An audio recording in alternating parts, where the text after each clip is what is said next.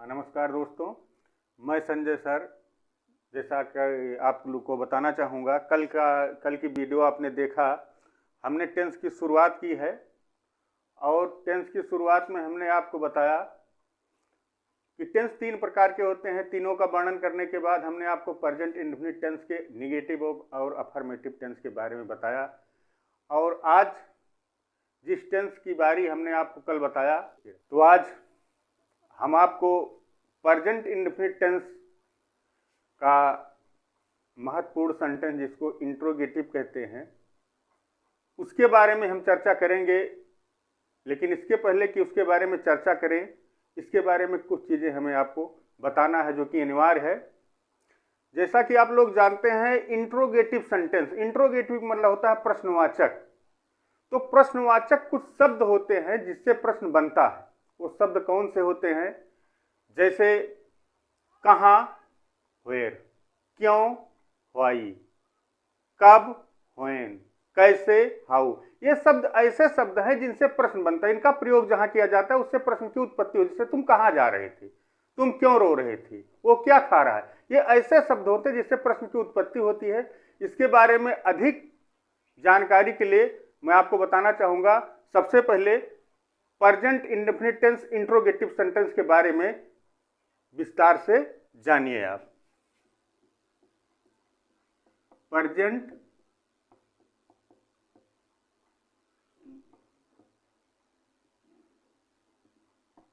Indefinite tense interrogative sentence.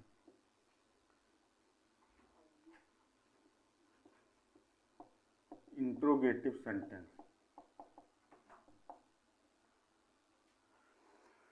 तो present indefinite tense interrogative sentence के बारे में बताने से पहले हम आपको ये बताना चाहेंगे कि इसके कुछ नियम हैं। जैसे कि इसका फर्स्ट नियम है, फर्स्ट रूल है इसका कि आई, वी, यू, दे तथा बहुवचन कर्ता के साथ डू का प्रयोग करते हैं।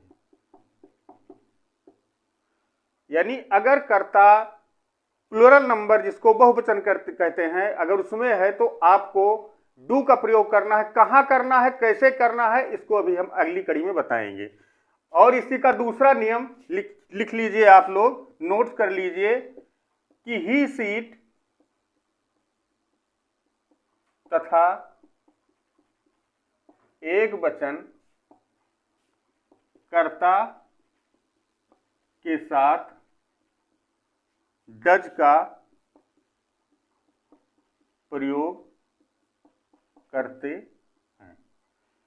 कहने का तात्पर्य है कि अगर एक वचन करता है तो डू का प्रयोग करेंगे, और एक वचन करता है तो डज का प्रयोग करेंगे, और बहुवचन करता है तो डू का प्रयोग करेंगे। कैसे करना है, इस प्रकार के सेंटेंस को कैसे हल करना है, इसी चीज को हमने आपको अगली वीडियो में बताया था कि मैं इंट्रोगेटिव और इंट्रोगेटिव प्लस नेगेटिव का एक ऐसा नियम बताऊंगा कि जो कि मैजिक रूल है, और उसी रूल के आधार पर गणित के सूत्र के तरीके से आपको उसमें रखना है। उसी प्रकार से, जिस प्रकार से मैं इसका रूल्स लिखाऊंगा, उसी प्रकार से आपको सेंटेंस के वर्ड्स को धरते चलेंगे, ऑटोमेटिक आपका सेंटेंस सॉल्व हो जाएगा। तो आप लोगों से निवेदन है कि अब जो कड़ी में बताने जा रहा है उसको गौर से सुनिए, उसको अपने ध्यान में बैठाइए, ताकि अगला सेंटेंस आपको सॉल्व करने में, इंट्रोगेटिव के सभी सेंटेंस को सॉल्व करने में आपको कोई परेशानी न हो।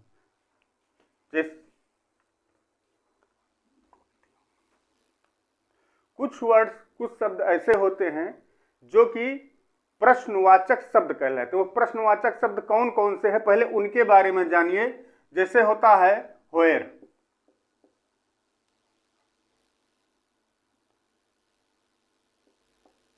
व्हेयर मीन्स कहां। उसके बाद है व्हाई।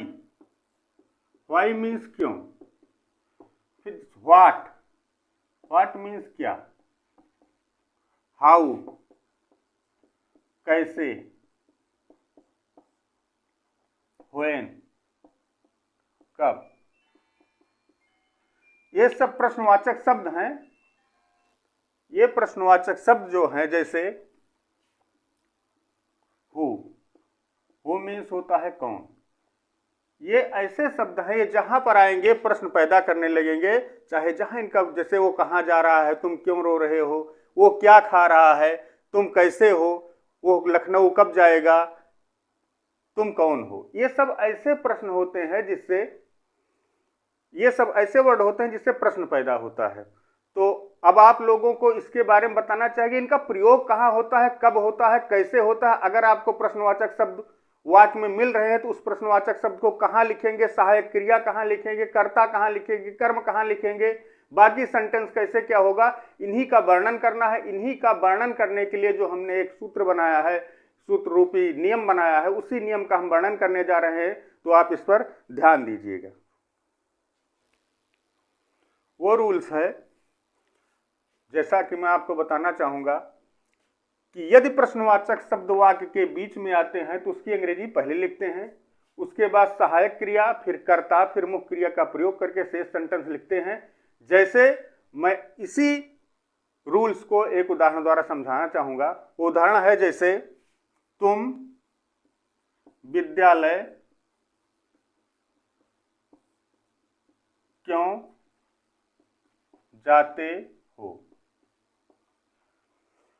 अब तुम विद्यालय क्यों जाते हो, ये चीज आपको अगर सॉल्व करना है, इस सेंटेंस को सॉल्व करना है, तो सबसे पहले आप ये सोचते होंगे कि इसमें क्या है, विद्यालय है, तुम है, जाते हो, कहाँ कैसे क्या लिखा जाएगा। सबसे बड़ी दिक्कत होती है प्रश्नवाचक शब्द आप लोग कहाँ क्या कैसे कब कौन देखते हैं, तब इसमें जो बेसिक चीजें हैं इसी में ही दिक्कत होने लगती है। इसको अगर आप ध्यान से सुन लेंगे, पढ़ लेंगे, तो आगे चलकर ग्रामर में आपको कोई परेशानी नहीं होगी, सारे सेंटेंस सॉल्व होकर होते चले जाएंगे। इसलिए शुरुआती तौर पर पहला सेंटेंस इंट्रोगेटिव में पढ़ाने जा रहा हूं। इस पहले सेंटेंस को आप ध्यानपूर्वक सुनिए। आगे जैसे जैसे इंट्रोगेटिव प्लस नेगेटिव आता जाएगा, आप लोग एकदम उसमें इतने एक्सपर्ट हो जाएंगे कि फिर बताने की जरूरत नहीं। पहला है, इसको ध्यान से सुनिए। कह रहा है, नियम लिखा गया है कि यदि प्रश्नवाचक शब्द वाक्य के बीच में आते हैं, देखिए आपका प्रश्नवाचक शब्द वाक्य के बीच में आ रहा है, उसकी अंग्रेजी पहले लिखते हैं, तो इसकी अंग्रेजी पहले लिख दीजिए। क्यों, इसका अर्थ होता है व्हाई। फिर सहायक क्रिया। अब आपको यह देखना है इसमें सहायक क्रिया जो है सिंगुलर नंबर की लगेगी, प्लुरल नंबर की लगेगी, यानी एक वचन की लगेगी, बहुवचन की लगेगी।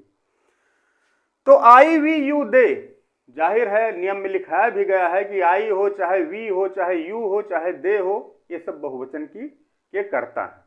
तो इसमें यू जो है ये बहुवचन माना जाता है, इसलिए बहुवचन की सहायक क्रिया लगेगी। इसमें बहुवचन की सहायक क्रिया होती है डू, जैसा कि नियम में बताया गया है आप लोगों को। उसकी अंग्रेजी पर फिर सहायक क्रिया आपकी हो गई। फिर कर्ता कौन है, यू लगा दीजिए। उसके बाद मुख्य क्रिया क्या है, जाना, गो, व्हाई डू यू गो। बचा क्या, विद्यालय, हमने लिखा है। उसके बाद से सेंटेंस लिखते हैं, तो ये हो गया, ये हो गया, ये हो गया, विद्यालय बचा, स्कूल आप लिख दीजिए। आपका सेंटेंस सॉल्व हो गया है। बशर्ते आपको करना क्या है कि ये जो मैजिक रूल है इसी को आपको कंठस्थ करना है। 2-3 बार इंट्रोगेटिव प्लस नेगेटिव पढ़ने के बाद ये सारे नियम ऑटोमेटिक अपने आप तैयार हो जाएंगे। और सारे इंट्रोगेटिव प्लस नेगेटिव के नियम इसी प्रकार से चलते रहे, इसमें कोई बदलाव नहीं होगा। और सबसे खास बात यह है कि ये जो नियम हम आपको लिखा रहे हैं, जो नियम बता रहे हैं, ये ग्रामर की किसी भी किताब में नहीं मिलेगा। ये सारे नियम हमने स्वयं बनाए हैं। इसी प्रकार से अगर आप लोग अध्ययन करते रहेंगे तो ग्रामर में कोई दिक्कत नहीं होगी, टेंस में कोई दिक्कत नहीं होगी, डायरेक्ट इनडायरेक्ट इतने अच्छे तरीके से पढ़ाया जाए, कोई दिक्कत नहीं होगी, एक्टिव पैसिव में दिक्कत नहीं होगी, सेंटेक्स में दिक्कत नहीं होगी, ट्रांसफॉर्मेशन ऑफ सेंटेंस में दिक्कत नहीं होगी। सबसे पहले आप लोग ग्रामर पोर्शन में टेंस पर ध्यान दीजिए। टेंस मैं इस प्रकार से पढ़ा रहा हूं, अगर आप एकाग्र होकर पढ़ेंगे तो कहीं पर कोई दिक्कत नहीं होगी, बशर्ते नोट्स बना करके और इस एकाग्रता के रूप में हमारे पढ़ाए गए सेंटेंसों को ध्यानपूर्वक देखें। अगली कड़ी में हम बताना चाहेंगे कि अगर प्रश्नवाचक शब्द वाक्य पहले आते हैं तो क्या करते हैं, उसका देखिए आगे। अब दूसरी कड़ी में, जैसे कि आप लोग जानते हैं कि प्रश्नवाचक शब्द वाक्य बीच में आया तो उसका ट्रांसलेशन कैसे हुआ, हमने उसको बताया। अब दूसरी कड़ी में बताना चाहेंगे, अगर प्रश्नवाचक शब्द वाक्य पहले आता है तो कैसे उसका सेंटेंस उस प्रकार के टेंस को कैसे हल करते हैं, उस प्रकार के सेंटेंस को कैसे इंग्लिश में ट्रांसलेट करते हैं, ये जानने के लिए हमने अभी आपको जैसे एक नियम तो हमने आपको अभी बताया कि अगर बीच में आते हैं तो क्या करते हैं, उसका वर्णन हमने किया, और पहले आते हैं तो कैसे करेंगे उसके बारे में आप लोग देखिए कि यदि प्रश्नवाचक शब्द वाक्य पहले आते हैं तो उसकी अंग्रेजी नहीं लिखी जाती है, उसी जगह पर सहायक क्रिया, फिर कर्ता, उसके बाद मुख्य क्रिया का प्रयोग करके से सेंटेंस लिखते हैं। जैसे उदाहरण के तौर पर आप लोग देख लीजिए, एक सेंटेंस हम हल कर दे रहे हैं, क्या मोहन बाग में फूल तोड़ता है? तो ये प्रेजेंट इंडेफिनिट का इंट्रोगेटिव सेंटेंस है। अब आपको इसमें क्या करना है, आपको प्रश्नवाचक शब्द मिल रहा है, लेकिन कहां मिल रहा है, वाक्य के सबसे पहले मिल रहा है। अगर वाक्य के पहले प्रश्नवाचक शब्द यानी सेंटेंस के पहले प्रश्नवाचक शब्द आपको मिल रहा है और आपको इसका ट्रांसलेशन करना है, तो सबसे पहले देखना है आपको कौन सा टेंस है। तो जाहिर है मैं इस समय आपको प्रेजेंट इंडेफिनिट टेंस का इंट्रोगेटिव सेंटेंस पढ़ा रहा हूं। तो प्रेजेंट इंडेफिनिट टेंस का इंट्रोगेटिव सेंटेंस है, तो वाक्य अंत में तातीते आता है, तो तातीते आ रहा है। अब सबसे पहले हमको ये देखना है कि इसमें प्रश्नवाचक शब्द है कहां, इसमें प्रश्नवाचक शब्द वाक्य पहले आया है। तो नियम हमने लिखा है, यदि प्रश्नवाचक शब्द वाक्य पहले आते हैं तो उसकी अंग्रेजी नहीं लिखते, अर्थात इसकी इंग्लिश नहीं लिखी जाएगी, उसकी जगह पर सहायक क्रिया। अब ये देखिए कि मोहन एक वचन है कि बहुवचन है, सिंगुलर है प्लूरल है, तो मोहन क्या है, एक वचन है, तो एक वचन के साथ डज का प्रयोग होता है, जैसा कि नियम में बताया गया है, उसको आप लोग पढ़ लीजिए। तो हमने लिखा है कि यदि प्रश्नवाचक शब्द वाक्य पहले आते हैं उसकी अंग्रेजी नहीं लिखते हैं, उसकी जगह पर सहायक क्रिया लिख दी गई। उसके बाद फिर कर्ता कौन है, काम करने वाला कौन है, मोहन, उसकी जगह पर सहायक क्रिया, फिर कर्ता। प्रश्नवाचक शब्द वाक्य पहले आया है, इसकी इंग्लिश नहीं लिखेंगे, इसी के जगह पर सहायक क्रिया, फिर कर्ता, उसके बाद मुख्य क्रिया क्या है, क्रिया वो क्या कर रहा है, तोड़ने का काम कर रहा है। क्या तोड़ रहा है, फूल तोड़ रहा है, तो पहले क्रिया लिखी जाए, उसके बाद तब फूल यानी प्लक। क्या तोड़ रहा है, फ्लावर। कहां तोड़ रहा है, इन द गार्डन। तो इस प्रकार से अगर आप लोग करते जाएंगे, इसी चीज को पढ़ के करते जाएंगे, तो आपका इंट्रोगेटिव सेंटेंस चाहे प्रश्नवाचक शब्द वाक्य पहले आता हो या प्रश्नवाचक शब्द वाक्य बीच में आता हो, इसी नियम को आप लोग कंठस्थ कर लीजिए, इसी नियम को आप याद कर लीजिए और आपका सारा सेंटेंस ऑटोमेटिक हल होता चला जाएगा, आपको कहीं किसी चीज की जरूरत नहीं है। उसके बाद फिर ये था इंट्रोगेटिव सेंटेंस जो कि प्रेजेंट इंडेफिनिट टेंस का था, हमने विस्तार से इसका वर्णन किया। और इसी चीज को अगर आप लोग सूक्ष्म में जानना चाहें तो उसको आप सूक्ष्म तरीके से भी नोट कर सकते हैं। अगर प्रश्नवाचक शब्द वाक्य के बीच में आ रहा है तो हमने बताया उसकी इंग्लिश पहले लिखी जाएगी, तो शॉर्टकट में आप लिख सकते हैं क्वेश्चन वर्ड प्लस, उसके बाद सहायक क्रिया लिखाया गया, सहायक क्रिया हेल्पिंग वर्ब, फिर सब्जेक्ट यानी कर्ता, उसके बाद सब्जेक्ट के बाद मेन वर्ब, मुख्य क्रिया, फिर ऑब्जेक्ट का प्रयोग करके सेंटेंस लिख देते हैं। ये शॉर्टकट हो गया।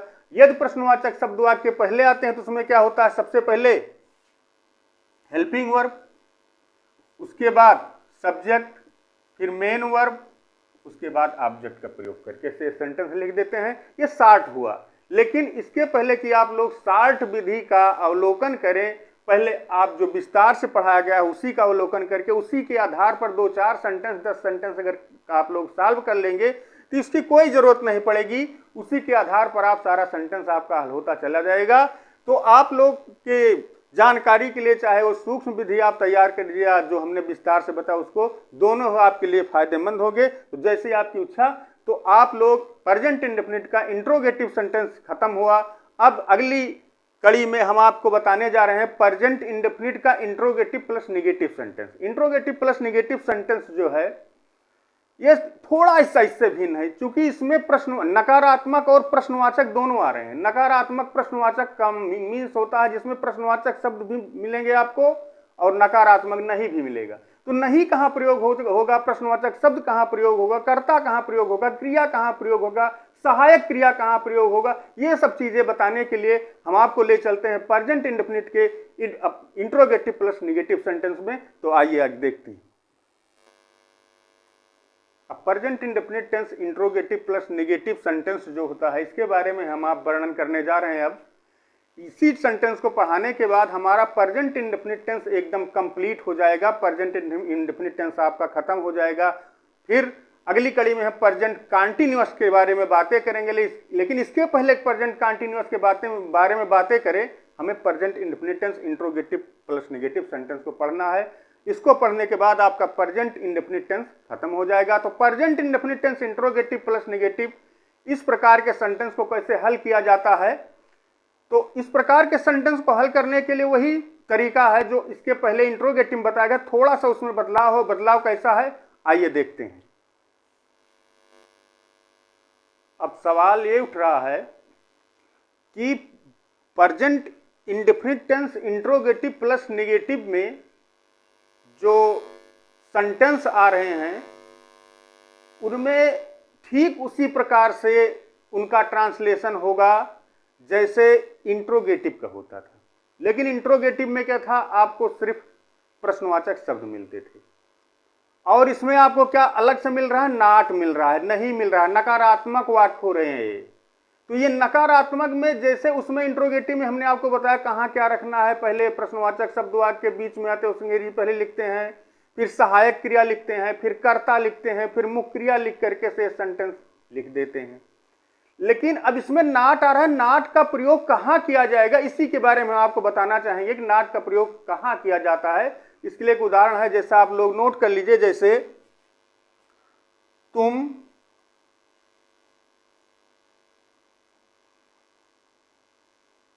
गीत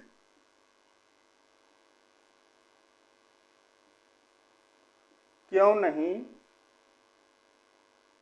गाते हो। अब देखिए ये सेंटेंस जो है प्रेजेंट इंडेफिनिट का इंट्रोगेटिव प्लस नेगेटिव है, यानी यहां पर आपको प्रश्नवाचक शब्द भी मिल रहा है, नकारात्मक यानी नेगेटिव भी मिल रहा है। तो इस प्रकार के सेंटेंस को सॉल्व करते समय, हल करते समय आपको क्या करना होगा कि जो हमने आपको लिखाया है ये कि यदि प्रश्नवाचक शब्द वाक्य के बीच में आते हैं तो उसकी अंग्रेजी पहले लिखते हैं, ठीक उसी प्रकार से जिस प्रकार से इंट्रोगेटिव में था। तो उस प्रश्नवाचक शब्द वाक्य के यदि प्रश्नवाचक शब्द वाक्य के बीच में आते हैं, वाक्य के बीच में प्रश्नवाचक शब्द आ रहा है, तो क्या करते हैं, उसकी अंग्रेजी पहले लिखते हैं। तो उसकी अंग्रेजी पहले लिख दिया, क्या लिख दिया, व्हाई। फिर सहायक क्रिया देखना है कि वाक्य एक वचन है कि बहुवचन है। तो देखिए आई वी यू दे, हमने आपको बताया आई वी यू दे सब बहुवचन के कर्ता है, तो यू जो है ये बहुवचन माना जाता है। तो यू क्या है, बहुवचन, तो इसमें बहुवचन की सहायक क्रिया लगेगी। तो हमने आपको नियम में भी लिखाया कि बहुवचन के साथ क्या प्रयोग करते हैं, डू। तो यहां लगा दीजिए आप डू। उसके बाद कर्ता, कर्ता क्या है, यू। अब नाट का प्रयोग कहां होगा, नाट का प्रयोग हमेशा अगर इंट्रोगेटिव प्लस नेगेटिव है तो नाट का प्रयोग हमेशा सब्जेक्ट के बाद यानी कर्ता के बाद होता है, यानी नाट का प्रयोग यू के बाद हो जाएगा।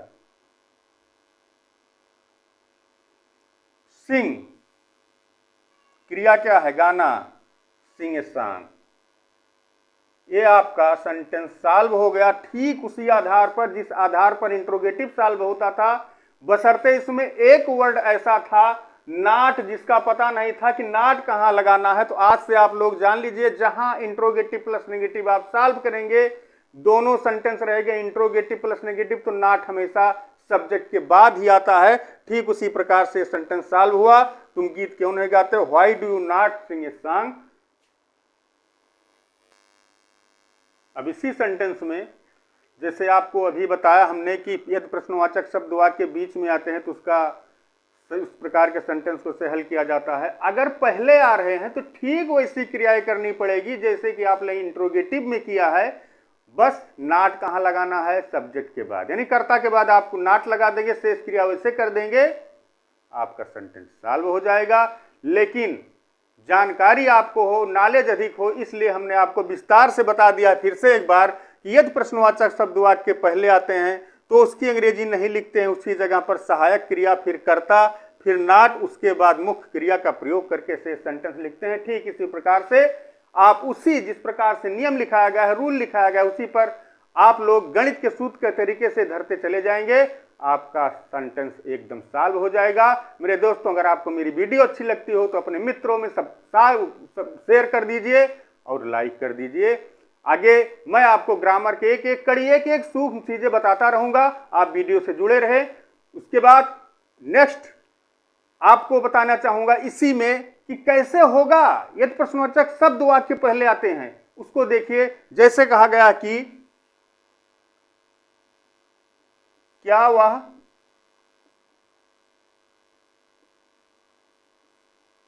प्रार्थना पत्र नहीं लिखती है। अब है कि क्या वह प्रार्थना पत्र नहीं लिखती है, तो जाहिर है प्रश्नवाचक शब्द वाक्य पहले आ रहा है, नहीं यहां आ रहा है। नियम एकदम, रूल एकदम वैसे है जैसे कि आपको पहले पढ़ाया जा चुका है, लेकिन फिर से बता रहे हैं, प्रश्नवाचक शब्द वाक्य पहले आ रहा है तो इसकी अंग्रेजी कदाप नहीं लिखते हैं, कभी भी नहीं लिखा जाता। तो उसके बाद देखना है कि ये जो आपका सेंटेंस बन रहा है एक वचन है कि बहुवचन है। तो वह हमने आपको बताया है, अभी रूल लिखाया है कि ही see it, he see it, ये सब क्या है, सिंगुलर नंबर है, एक वचन के करता है। तो वह जाहिर है एक वचन है। तो यदि प्रश्नवाचक शब्द वाक्य पहले आते हैं, इसकी अंग्रेजी नहीं लिखते हैं, इसकी जगह पर सहायक क्रिया, हेल्पिंग वर्ब जिसको कहते हैं, कौन सी लगेगी, डज का प्रयोग होगा। डज के साथ कर्ता, कर्ता यानी सब्जेक्ट, सब्जेक्ट कौन है, वह यानी सी, कर्ता यानी सब्जेक्ट के तुरंत बाद हम किस चीज का प्रयोग करेंगे, नाट का प्रयोग करेंगे। चूंकि लिखा है सहायक क्रिया फिर कर्ता, उसके बाद कर्ता फिर नाट, कर्ता नाट हो गया। उसके बाद मुख्य क्रिया, मुख्य क्रिया लिखना, क्रिया क्या है, लिखना। तो डज सी नॉट राइट, बचा क्या, ये हो गया, लिखा नहीं जाएगा, ये हो गया, ये हो गया, ये हो गया, आपका क्या बचा, प्रार्थना पत्र। तो उसके बाद हमने आपको लिखाया है सहायक क्रिया फिर कर्ता, सहायक क्रिया हो गई, कर्ता हो गया, नाट हो गया, फिर क्या लिखाया गया, मुख्य क्रिया, शेष सेंटेंस। उसके बाद लिखते हैं शेष क्या बचा, प्रार्थना पत्र। इसी प्रार्थना पत्र को आप यहां पर लिख दीजिए, एप्लीकेशन आपका सेंटेंस पूरा हो गया, कहीं पर कोई कमी नहीं। ठीक उसी प्रकार से गणित के सूत्र के तरीके से, यानी आपको क्या लिखना, एन एप्लीकेशन। तो ये इस प्रकार से आपका present indefinite tense interrogative plus negative जो सेंटेंस था वो भी पूरा हुआ। यानी आज हमने आपको बताया, इस वीडियो में बताया कि present indefinite tense interrogative, present indefinite tense interrogative plus negative कैसे सॉल्व किया जाता है, सूक्ष्म से सूक्ष्म, सरल से सरल विधि बताया। ग्रामर में और भी सरल विधि और भी सूक्ष्म विधि बताने का तौर तरीका मैं आपको आगे की वीडियो में बताता रहूंगा। आज प्रेजेंट इंडेफिनिट टेंस का प्रेजेंट इंडेफिनिट टेंस खत्म हुआ। कल की वीडियो हम आपको प्रेजेंट इंडेफिनिट टेंस का कंटीन्यूअस, प्रेजेंट टेंस का कंटीन्यूअस यानी प्रेजेंट कंटीन्यूअस के बारे में वर्णन करेंगे विस्तार से, उसके बारे में भी बताएंगे। मेरी वीडियो को आप लाइक करिए, दोस्तों में शेयर करिए, और हमारे पढ़ाए हुए अधिक से अधिक, अभी आपको तो टेंस चल रहा है, बहुत से क्वेश्चन आपको ऐसे बताएं जो आपको कंपटीशन में 75% मिलते चले जाएंगे। अभी तो शुरुआत है, आज दूसरी वीडियो मेरी आ रही है। मेरी वीडियो को लाइक करिए, मेरे साथ जुड़े रहिए। भविष्य में ग्रामर की आपको कोई दिक्कत नहीं होगी। मेरी वीडियो को लाइक करके आप शेयर कीजिए, यही मेरी आपसे प्रार्थना है दोस्तों। धन्यवाद, मिलते हैं अगली वीडियो में।